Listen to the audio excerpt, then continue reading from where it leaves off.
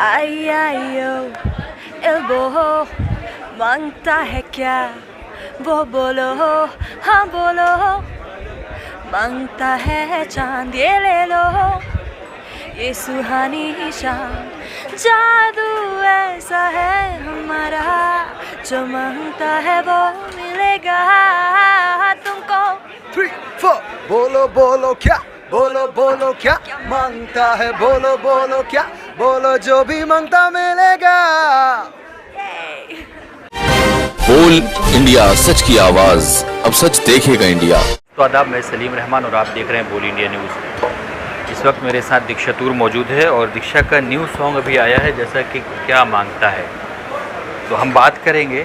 और 2 साल से तो कोविड के दौरान पे थे, लेकिन अभी सीधे जैसे धमाल मचाने सीधे आए तो सीधा है क्या मांगता है, क्या देने वाले।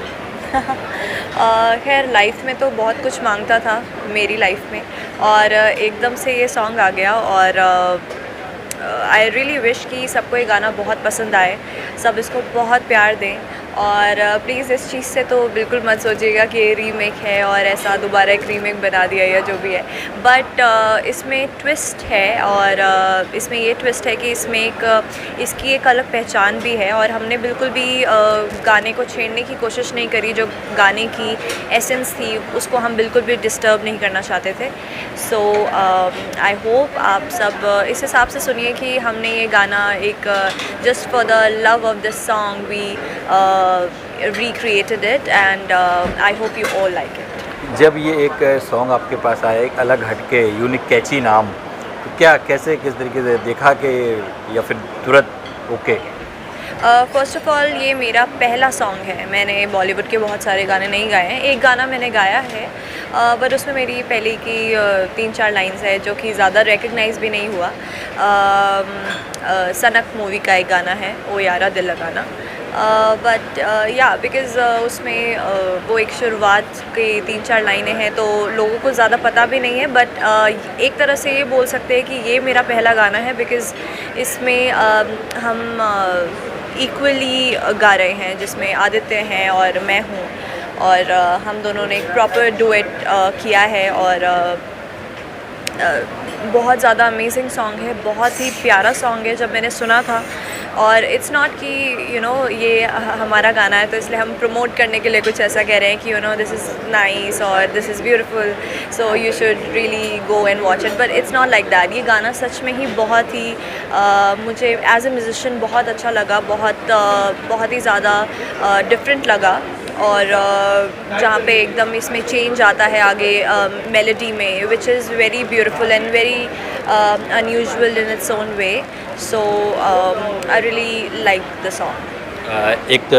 एक तो सबसे अहम बात यह है कि इसमें original music A R Rahman साहब का है, और पहला सॉन्ग ही नहीं जैसा आपने कहा, लेकिन इसके बाद नर्वस होकर दिल्ली जाना और फिर बाद में वर्क मिलना और सीधे सडनली ये पुश। सो खैर मैं काफ़ी टाइम पहले से गाती आ रही हूँ। इनफैक्ट मैं जब छोटी सी थी तब से ही मैं म्यूज़िक में हूँ, एंड इट्स नॉट कि ये कुछ एकदम से डिसाइड किया। ये डिसाइडेड था कि मुझे म्यूज़िक ही करना है, बिकॉज़ मेरे पापा भी बहुत अच्छे सिंगर हैं और हिमाचल के सबसे पहले कमर्शियल सिंगर हैं, और उनकी वजह से ही मेरे अंदर भी ये चीज़ आई। और जब मैंने बचपन से गाना स्टार्ट किया तो मैं कॉम्पिटिशन्स में जाती थी, और फिर इंटर स्कूल कॉम्पिटिशन्स में जाने लगी और वहाँ पे विन करने लगी। और उसके बाद धीरे धीरे आप अपने लेवल के हिसाब से और जगह भी जाते हैं। जैसे मैं एक और रियलिटी शो में गई, मेरा पहले रियलिटी शो में गई, और वहाँ पे मैं उस टाइम के हिसाब से एक लेवल तक पहुंची।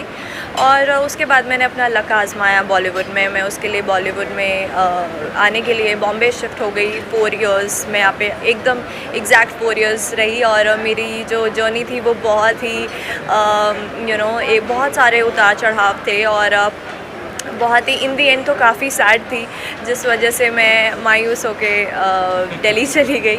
और जब मैं गई थी तो उस टाइम पे मैं बिल्कुल इस पोजीशन में नहीं थी कि मैं ये सोच सकूं कि मुझे यहाँ पे वापस भी आना है। इट्स नॉट कि करियर में कुछ नहीं हो रहा था या कुछ ऐसा नहीं था, बट देयर वर थिंग्स कि ये उनमें से एक चीज़ थी कि बहुत कुछ नहीं हो रहा था लाइफ में, और उस वजह से मुझे ये था कि मुझे अपने पेरेंट्स का सपोर्ट चाहिए। मुझे एक घर का माहौल बहुत ज़रूरी है क्योंकि मेंटली मैं अभी ठीक नहीं हूँ। सो उस तरह की चीज़ें चल रही थी और उस वजह से मैं गई और मुझे लगा कि ऑफ कोर्स म्यूज़िक तो मैं नहीं छोड़ सकती। So I had my own home setup. I learned all that. I learned how to record myself, and I used to send scratches to music directors and everybody, music composers. So suddenly I got a call from Chirantan Bhatt, and he's a very talented music composer. उन्होंने मुझे बोला कि एक गाना है, और तो मैंने उसको भी उसी तरह गा दिया कि जैसे हर कोई गाती हूँ, कि ये सोच के कि पता नहीं होता तो कुछ है नहीं इन दी एंड, चलो गा के मैं भेज देती हूँ। लेकिन जब पता चला कि यार रहमान साहब का इसमें म्यूज़िक है, सारी चीज़ें हैं। ए रहमान साहब का वो तो मुझे पता ही था कि मैं बता रही हूँ कि मैं जब छोटी थी और ये सबसे पहला गाना था जो एक बच्चे की तरह जो मैंने एक पहला गाना ज़िंदगी में कभी गाया था। बिकॉज़ मैं 95 की बात है, 95 में रंगीला आई थी और मैं एक टॉडलर थी उस टाइम पे, छोटी एकदम ही 1 साल की भी नहीं हुई होंगी आई गेस। और उस टाइम पे मैं ये गाना गाती थी क्योंकि उस टाइम पे ये बहुत ही चल रहा था और पूरा एल्बम उसका बहुत ही मज़ेदार था। सो ऑफ कोर्स मेरे पेरेंट्स बताते हैं बाद में कि मैं ये गाना ही यही पहला गाना था जो मैंने गाया था कभी। या सो ये सोच के भी ऐसा लगता है कि ऐसे कैसा कि यही मेरा पहला गाना था जो मैंने कभी गाया था और यही मेरा पहला गाना बनेगा। तो जैसे किस्मत ने साथ दिया और किस्मत ने मेरे लिए ये चूज़ काफ़ी पहले कर लिया था।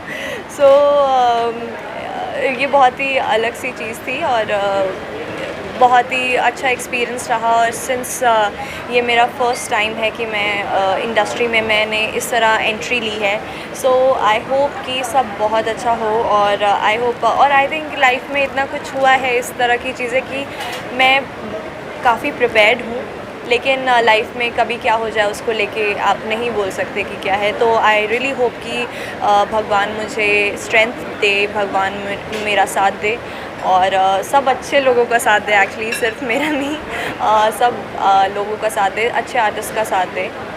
सो I really hope and you please go and check out the song. The song is really amazing, very peppy number, so you will surely like it. स्वाभाविक बात है, जिससे बचपन में गुनगुनाया करते थे वही गाया भी करते थे। और इंडस्ट्री का अगर पहले सॉन्ग की पहले ब्रेक की बात करें तो गाना भी वही आया। जैसा मैं हमेशा कहता हूँ, कोशिश करने वालों की कभी हार नहीं होती और कोशिश करते रहिए, नो डाउट आप आगे बढ़ते रहेंगे। आपके अपनी मंजिल में पहुँचाने के लिए कोई नहीं रोक सकता। तो दिशिका, वो 2 लाइन हो जाएं जो बचपन में गुनगुनाते थे और फाइनली अब वो सामने। वेल, जब मैं छोटी थी तब तो मैं बोलती थी बच्चों की तरह आई आई ओ बबलो, मैं ऐसे करती थी। But the song is actually I I O elbow, मांगता है क्या वो बोलो, हाँ बोलो, मांगता है चांद ये ले लो, ये सुहानी शाम, जादू ऐसा है हमारा, जो मांगता है वो मिलेगा तुमको। Thank you. जो मांगता है वो मिलेगा तुमको। तुमको से चलो आप हम एक दूसरे टर्न पे लेते हैं कि सिंगिंग के साथ साथ सीरियल्स या फिर बॉलीवुड की अगर बात करें बड़े पर्दे की, तो कहीं ट्राई चालू है? बड़े पर्दे की एज इन किस वे में? मूवी में मतलब क्या? Role acting you mean? Well, मुझे काफ़ी लोगों ने बोला तो सही जब मैं बड़ी हो रही थी, बट आई थिंक म्यूज़िक एक ऐसी चीज़ है, म्यूज़िक में ही रह के मैंने इतना टाइम गुजार दिया कि अगर ऐसे सामने से कोई ऑफ़र करता है सो मैं ट्राई ज़रूर करना चाहूँगी। बाकी अगर इस तरह बोला जाए कि इसमें भी आप करियर बनाओ, उतनी ही मेहनत करो और उतना ही टाइम दो और फिर से स्टार्ट करो, सो ये मैं नहीं कर पाऊँगी। कोई सामने से किसी ने बोला तो मैं ज़रूर ट्राई करूँगी। लाइफ एक बार मिलती है और आपको सब कुछ ट्राई करना चाहिए, so I would definitely go for it. But yes, मेहनत तो मैं पूरी तरह म्यूज़िक के लिए करूँगी। चलते चलते आखिरी 2 लाइन जो आपके दिल के बहुत करीब सॉन्ग हो। नो डाउट इसको बचपन में आप गुनगुनाते थे लेकिन वो आ गया, उसके अलावा। ओके, दिल के बहुत करीब, दिल के बहुत करीब तो बहुत सारे सॉन्ग्स होते हैं, बट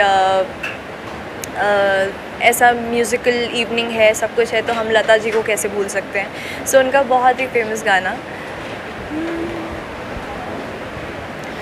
हमको मिली है आज ये घड़ियाँ नसीब से, जी भर के से प्यार की बरसात हो ना हो,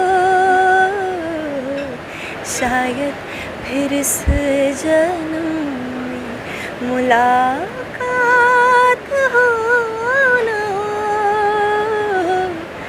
लग जा गले के फिर ये हंसी रात हो ना हो,